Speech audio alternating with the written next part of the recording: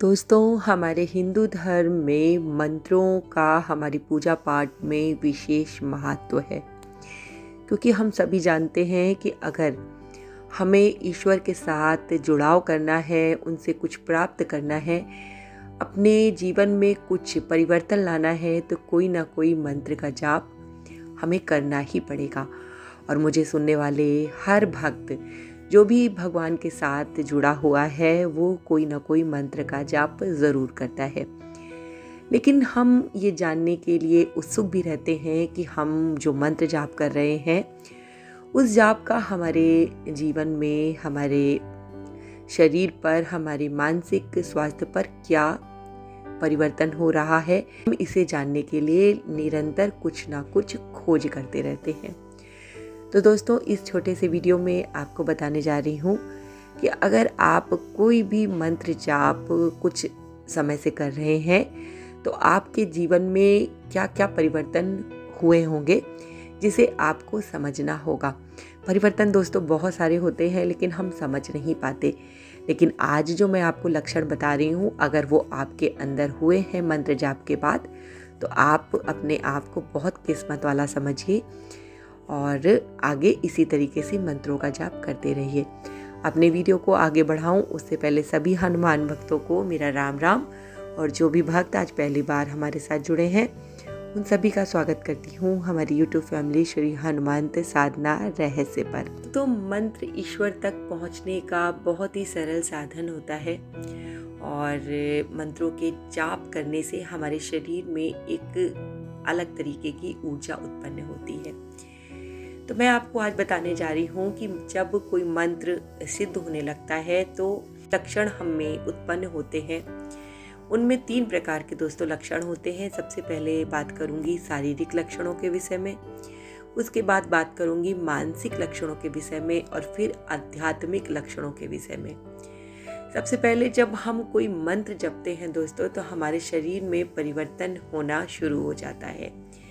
सबसे पहला लक्षण आपको अपने शरीर में अगर देखना है, तो ये देखिए कि शरीर की ऊर्जा में वृद्धि हुई है कि नहीं हुई है। मंत्र सिद्ध होने पर दोस्तों शरीर में ऊर्जा की वृद्धि होने लगती है, और शरीर जो है बहुत हल्का सा महसूस होता है। जैसे ऐसा लगेगा कि हमारे शरीर का सारा वेट जो है, वजन जो है, वो बिल्कुल महसूस नहीं होगा। हम बहुत हल्के, बहुत सक्रिय महसूस करेंगे, यानी कि हम एक्टिव हो जाएंगे। हमें जो आलस है, जो भार लगता है शरीर में, वो कम हो जाएगा। दूसरा शारीरिक लक्षण उभर कर आएगा अगर आप मंत्र को सिद्ध कर चुके हैं, तो वो होगा कि आपकी त्वचा पर चमक आ जाएगी।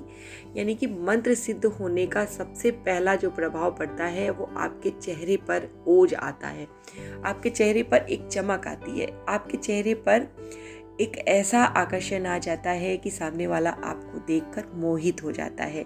क्या ऐसा आपके साथ हो रहा है जब से आपने मंत्र जपना शुरू किया है? तीसरा लक्षण दोस्तों उभर कर आएगा आँखों की चमक।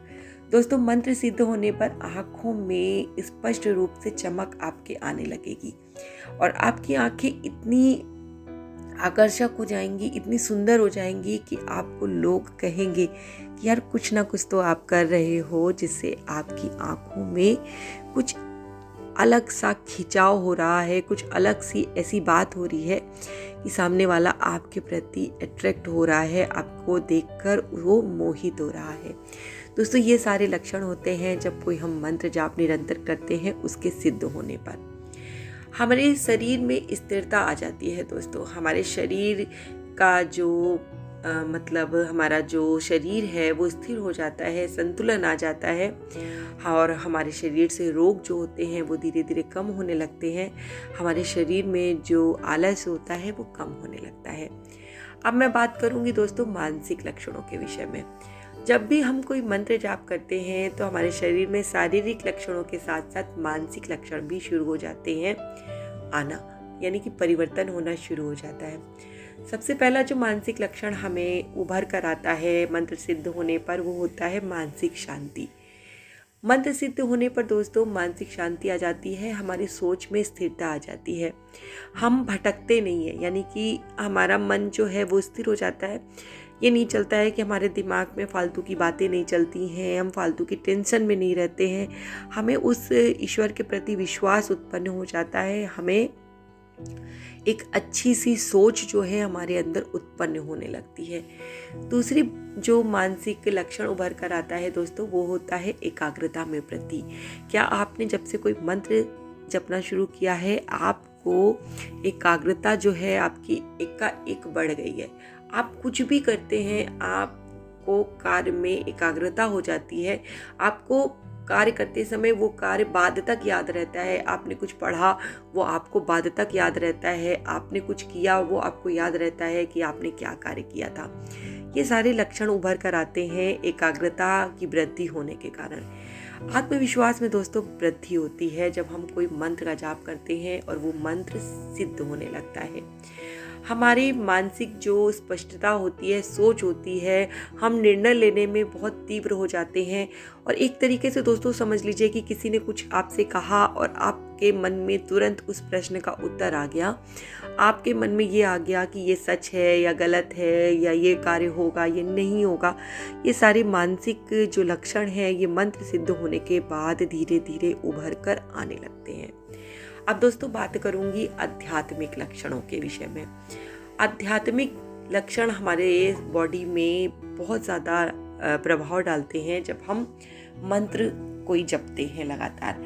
आध्यात्मिक ज्ञान में वृद्धि होती है हमारे, जिससे हमें जीवन के उद्देश्य को समझने और उसे सुधार करने में लाभ मिलता है।